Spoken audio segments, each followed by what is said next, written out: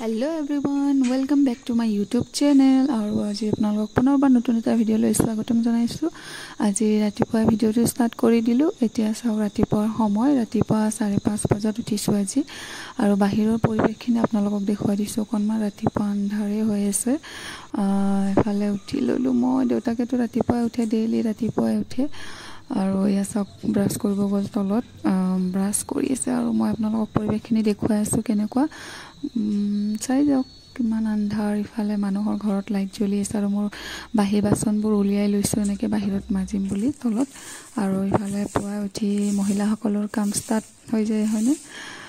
ইফালে মই ঝাৰু ললো হাতত বাহনীখন লৈ মানে এতিয়া মই ঘৰ চাফা কৰাত লাগি গলো আৰু নিজৰ কামত এইটো ডেইলি ৰুটিন যেহেতু আৰু ইফালে বাৰান্দাখনত আহিলো। এতিয়া বাৰান্দাখন ভালদৰে ঝাৰু মাৰি দিম আৰু দেখুৱাই গৈছো আপোনালোকক পৰিৱেশখিনি চাই যাব।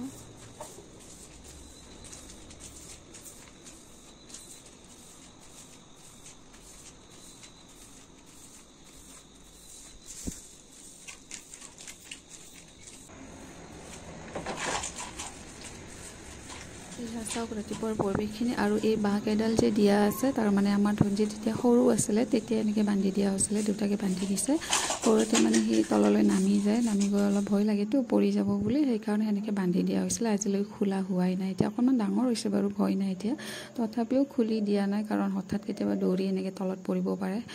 আৰু মই চিৰিখিনি গোটেই সাৰি ল'লোঁ। এতিয়া বাহিৰত আন্ধাৰ হৈ আছে। এতিয়া 5:45 হ'ল আৰু চাওক বাৰ লগতে লাইটবোৰ জ্বলি আছে ৰাস্তাত এইবোৰ লাইট আকৌ গোটেই এনেকৈ চিৰিখিনি মই ভালদৰে চাফা কৰি লৈছোঁ। ৰাতিপুৱাৰ সময়খিনিত প্ৰায়ভাগ ৰাতিপুৱা উঠিবলৈ চেষ্টা কৰোঁ। নতুন বছৰ চেষ্টা কৰি আছোঁ। আজি অত বছৰৰ পৰা মানে ট্ৰাই কৰি নহয় মোৰ নিমিলে। মাজে সময় কেতিয়াবা ৰাতিপুৱা উঠিব পাৰোঁ আৰু কেতিয়াবা মিষ্টেক হৈ যায় অকণমান দেৰি হয় গা চা বেয়া লাগি থাকিলে আৰু গোটেই ঘৰ চৰ সাৰি মই বাহি বাচন ধুই ল'লোঁ। বাহি বাচন ধুই উঠাৰ পিছত মই গা ধুবৰ কাৰণে পানী বহাই দিলোঁ গেছত আৰু চাওক এতিয়া ৰাতিপুৱা মানে পোহৰ হৈ গ'ল ৰাতিপুৱাৰ পৰিৱেশখিনি পিছ চাইডৰ আমি দেখাই দিছোঁ। এনেকুৱা ইমান মানে ভাল লাগিব এটা ডাৱৰীয়া হৈ আছে। আজি চাগে ৰ'দ নিদিয়ে। আজি স্কুলো বন্ধ কোনো কথা নাই। স্কুল খোলা থাকিলে অকণমান ভয় লাগি থাকে ঠাণ্ডা বতৰত স্কুল পঠাবলৈ। আজি স্কুল বন্ধ যিহেতু ধনজিতে ঘৰতে ৰেষ্ট ল'ব পাৰিব ঘৰতে অকণমান পঢ়ুৱাই দিম আৰু এইবাৰ চাওক পিছফালৰ পৰিৱেশখিনি আপোনালোকক দেখুৱাই আছোঁ। মই অকণমান থিয় হৈ কেতিয়াবা এনেকৈ থিয় হৈ চাই থাকোঁ আৰু মোৰ গা ধোৱা হৈ গ'ল। গা ধুই উঠি এতিয়া ফুট লগাই ল'লোঁ সেন্দুৰ আৰু কাপোৰ চাপোৰ চেঞ্জ কৰি ল'লোঁ চাফা কাপোৰ। এতিয়া মই গোঁসাই ঘৰত পূজা দিম আৰু মোৰ সৰুকৈ মন্দিৰখন মই নিজে বনাই লৈছোঁ। মোৰ যিখিনি পাৰোঁ যেনেকৈ পিছলৈ ভালদৰে বনাই ল'ম বুলি আশা এটা আছে।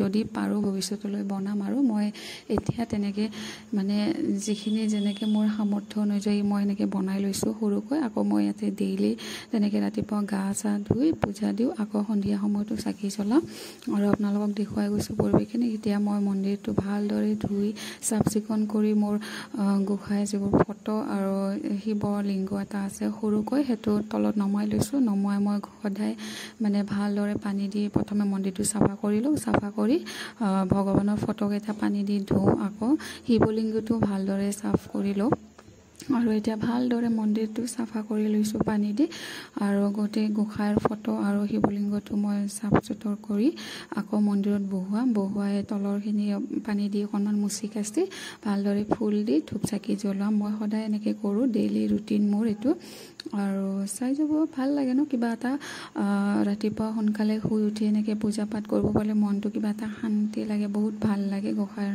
মানে পূজা কৰি। আৰু এয়া চাওক মোৰ পূজা দিয়া হৈ গ'ল চাকি জ্বলোৱা হৈ গ'ল আৰু এইফালে ধনজিতে মাত লগাইছে আৰু বাহিৰলৈ উঠি আহিলে। বাহিৰত উঠি আহি পুৱা উঠি মাকক লাগিব মানে মাকৰ কোলাত উঠিব নহ'লে কান্দা কাটা ষ্টাৰ্ট। বিচনাত ল'ব যাব লাগিব নহ'লে বা মোৰ কোলাত আহি উঠিব। মই কাম কৰি থাকোঁ সি শুই থাকে মানে বাহিৰত বিচাৰি আহিব বা এনেকৈ আহি ডাইৰেক্ট কোলাত অকণমান সময় কোলাত ৰখাৰ পিছতে সি মানে ধৰক অকণমান বহিব খেলিব তাৰপিছত আৰু যিখিনি কৰিবলগীয়া কাম কৰে। আকৌ এতিয়া মই পূজা দি উঠি ভালদৰে ৰুটি বনালোঁ। ইফালে ৰুটি আলু ভাজি দালি আৰু ধনজিতে বিচনাত উঠি খাই আছে। মই আৰু দেউতাকে তলত বহি খাইছোঁ। তেতিয়াহ'লে আজিলৈ এৰিছোঁ ভিডিঅ'টো ইমানতে।